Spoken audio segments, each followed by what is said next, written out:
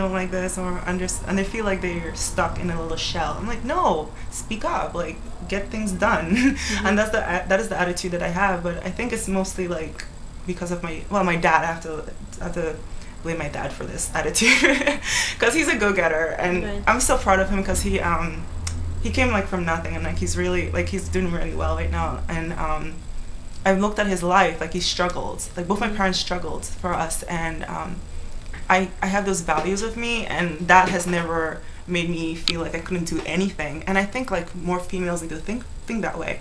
Right. Like you can do anything. Like why set a limitation on yourself? Absolutely.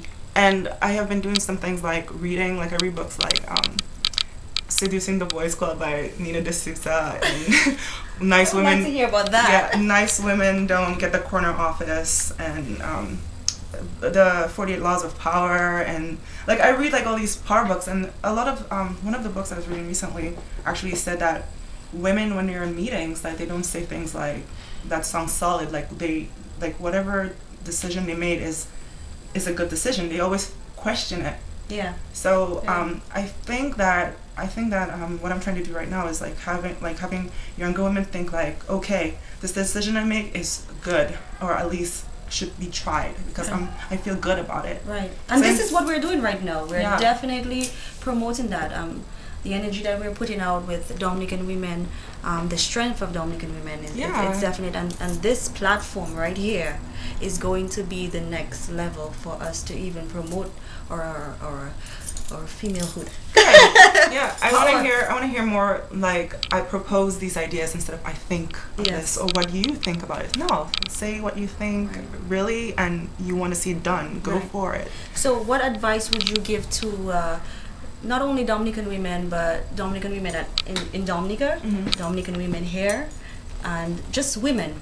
What advice would you give to young women? Don't set a limitation. If you dream it, you can do it. And actually, something that my first employer told me was, well, because I was into technology and all that, he used to tell me things like, if Bill Gates can do it, you can do it. And that has changed. Bill Gates has changed too.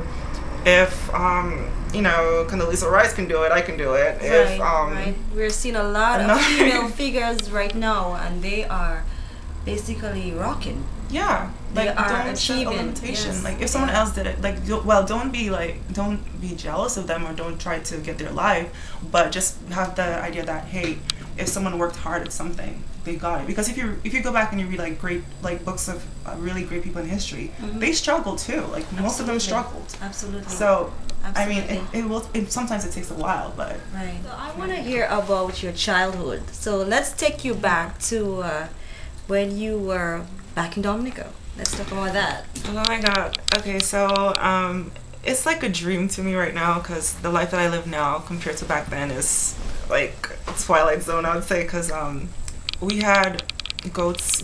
We had goats growing up. I had a pet goat actually. When I remember it. I have to actually tell this story because it's so funny.